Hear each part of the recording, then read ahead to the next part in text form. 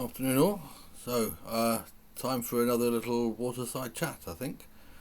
So we've been doing a couple of these. I'm still on the boat, just about to leave, and again, I'm not actually in the water. The water's about 200 metres that way, or that way if you're watching it from the other side of the screen. So, up on sticks, waiting to get work done. Now, I mentioned last time, while I'm sitting up on the top of the boat, I can look across this huge floodplain, and there's this distant skyline of trees and things, and you can just about see little trains coming in and out from the expo line. And there's a little exercise in how the brain works. You see a thing and you go, oh, there's a thing. You don't quite know what it is yet, but you've got this, what they call object persistence. You can track the thing. Now that you've seen it go past this one patch, you know it's there. You can watch it come in and out, just little, one pixel at a time sometimes, sort of flashes of it going along. There's an object. And if you think about the semiotic triangle, we've got the notion of symbols on the left, and then the concept by which we grasp a thing, and then the real things on the bottom right, which is what we call the noumenal, the unknown, undifferentiated world. Just things shuffling about in the bushes, things rustling, bits of bushes getting darker and lighter. And as we extract from that with our notion of object persistence, we have the idea of a thing. Then at the top of the triangle, we have the notion of a concept. A concept can really be thought of as an extension or an intension with an S. So the extension is, what are all the things? So as we start to look at things shuffling in the bushes, we can start to categorize them. Are these things that can eat me? Are these things that I could eat? Do they have ears? Do they run away if you say boo? What are the characteristics I want to group them by? And that's where we come up against a bit of interesting theory. The academic folks, particularly Guarino and Welty with the ontoclean methodology, and a whole crowd from the Twente and Bolzano crowd that have picked up and done more with that, which is, how do we have a disciplined way of deciding what's a thing? So let's look at that set of extensional conceptualizations. It's still a conceptualization. We've chosen to put things in a group, things I can eat, or camouflage things or whatever. And there's three scenarios where this applies. One is how our brains work, or how our minds work, so we can learn from that in the other two scenarios. The second one is when we're creating effectively the mind of an organization. So we want to create conceptual models that define how that organization conceptualizes its world, in order to then deal with data that organisation has, which hopefully fits with its conceptualisation of the world, if they've thought of that sort of thing.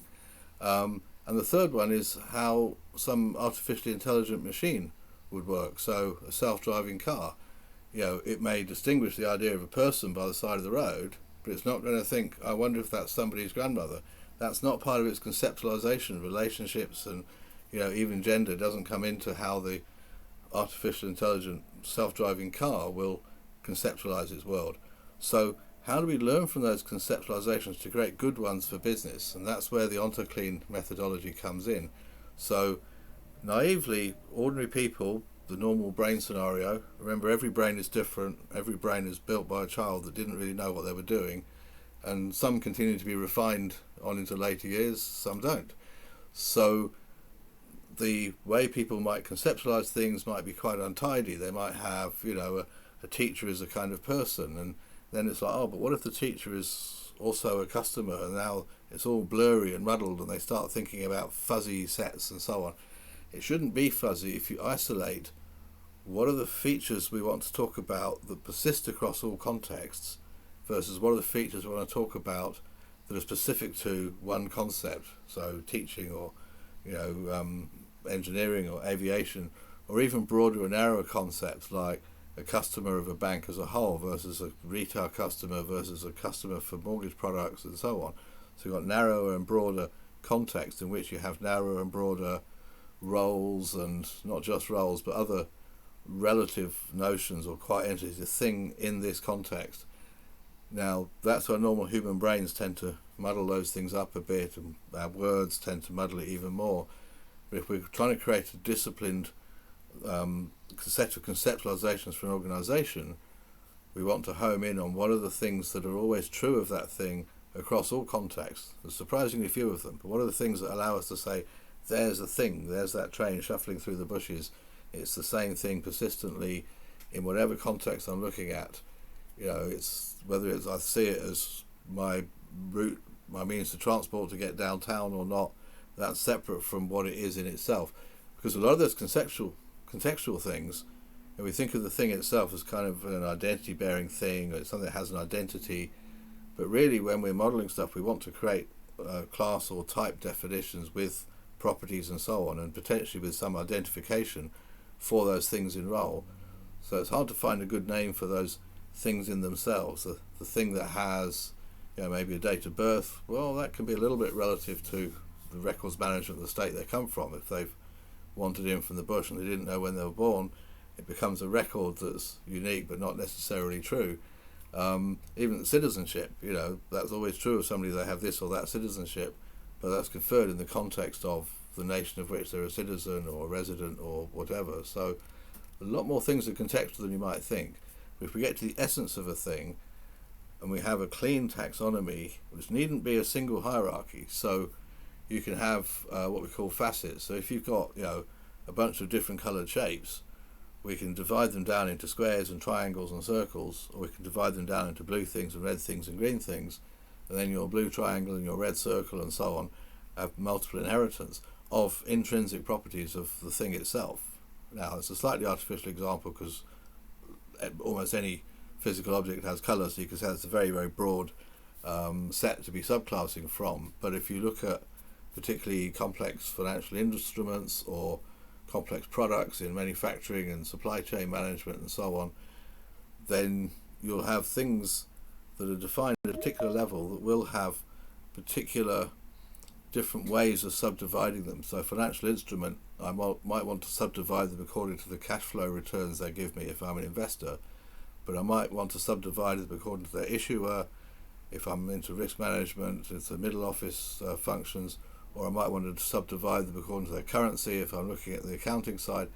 So even when we've isolated a thing in itself with its own identity, if you like, its own selfness, the thing shuffling through the bushes that we've created that object persistence for, there are still multiple ways of dividing them, the relevance of which is contextual to the context of somebody consuming that data, but the nature, the meaning of them is not. And the hard, tricky bit is separating that out from those features of something that are specific to the context of perhaps some role or some function. A good example to get away from just roles is the idea of a catalyst. Any chemical almost can be a catalyst, and a catalyst for a particular reaction will be a particular chemical, but there's nothing about that chemical that says I'm a catalyst. It's simply a catalyst in the context of that reaction.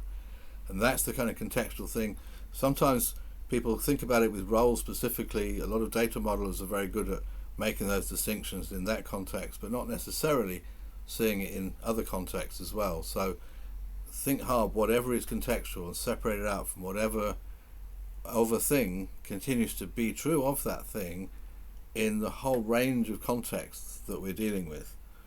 So then you can start to zoom in on those contextual extensions and the non-contextual extensions and define the intentional definitions of what it means to be a member of that set of thing, and that completes your concept of the intention and extension.